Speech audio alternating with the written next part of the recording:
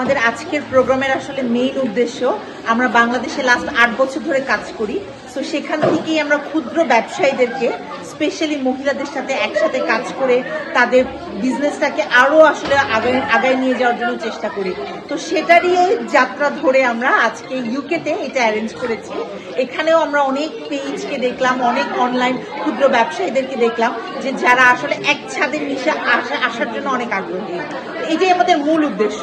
আর অবশ্যই যেহেতু রোজা, আমাদের সাথে কিছু চ্যারিটি অর্গানাইজেশন যুক্ত আছেন, তাদেরকে সাহায্য করা, মানুষের সাথে থাকা, পাশে থাকা, এটাই আমাদের মেইন উদ্দেশ্য। আর এখানে কি রকম স্টল আছে, মানে কতগুলো স্টল দেওয়া হয়েছে? 60+ স্টল আছে, 63টা স্টল আছে আমাদের এখানে। তো এখানে যাবতীয় যা যা প্রয়োজন সব ধরনের জিনিস আপনারা পেয়ে যাবেন।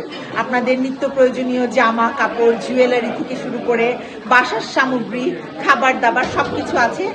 মোট কথা আমরা একটা সুন্দর দিন কাটাতে চাই, সবার সাথে একসাথে ইফতার করব, একসাথে আনন্দ করব এবং ঈদটাকে উদযাপন করার চেষ্টা আর করব। আপনার কাছে কিরকম মনে হচ্ছে, সেল কিরকম হচ্ছে বেসিক্যালি? আলহামদুলিল্লাহ, যেহেতু ঈদ সামনে আর আমাদের এটা একটা বড় একটা আমাদের অনুষ্ঠান, আমাদের ঈদ উল ফিতরটা, সো এটাকে ভালো করার জন্য এবং এটাকে আরো আনন্দময় করার জন্য সবাই সবার বেস্ট কালেকশন নিয়ে এসেছে এবং আমার কাছে মনে হচ্ছে যে সবারই ভালো সেল হচ্ছে।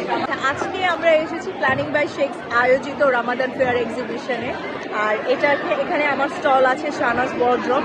আলহামদুলিল্লাহ আমি অনেক সাড়া পাচ্ছি। আর সেই সাথে এই মেলার প্রমোশনের দায়িত্ব যেহেতু আমি ছিলাম, অনেক বাঙালি দেখতে পাচ্ছি আমি, খুবই ভালো লাগছে। একদম মনে হচ্ছে একটা চাঁদরাত ভাইব। আমি জানি না চাঁদরাতে আমার লন্ডনে আসা হবে কিনা, বাট আজকে আমি সেই ভাইবটা পেয়ে গেলাম একদম।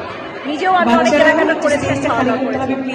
আমার তো আগে ছিল একটা রেস্টুরেন্ট, ওটা বেশি ইয়ে হওয়াতে আমি সাইডা দিচ্ছি। এখন এই যে কমিউনিটির ওই যে বাঙালি খাওয়ারগুলা, এগুলা এটা সবখানে তো পাওয়া যায় না সব সময়।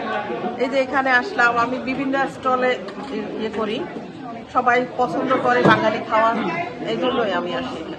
Mostly Turkish jewellery. এখন কিছু আমরা আবার ইন্ডিয়ান কালেকশনও আনছি, বিকজ টার্কিশ জুয়েলারিগুলো একটু এক্সপেন্সিভ অ্যান্ড এগুলো বাজেট ফ্রেন্ডলি না, এই জন্য কিছু বাজেট ফ্রেন্ডলি জুয়েলারি করারও ট্রাই করছি।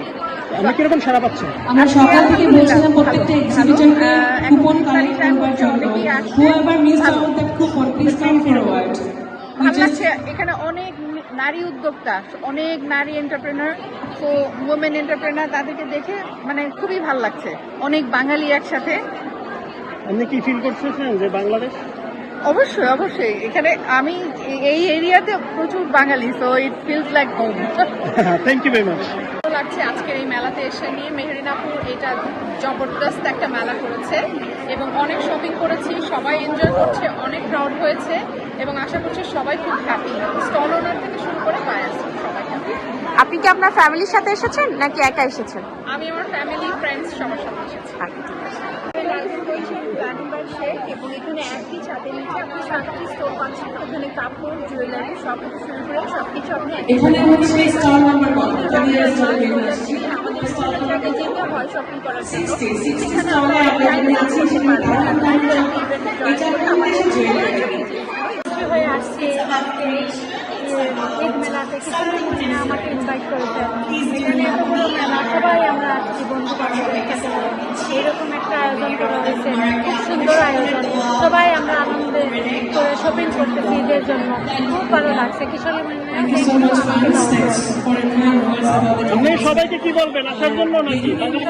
সবাই আসেন, আজকে দিনটা এসে উপভোগ করে, এনজয় করে, শপিং করে, ঈদের শপিং করতে চলে আসেন সবাই আসলে আমরা আরো এনজয় করতে পারবো, একসাথে হইতে পারবো। এটা খুব ভালো লাগে।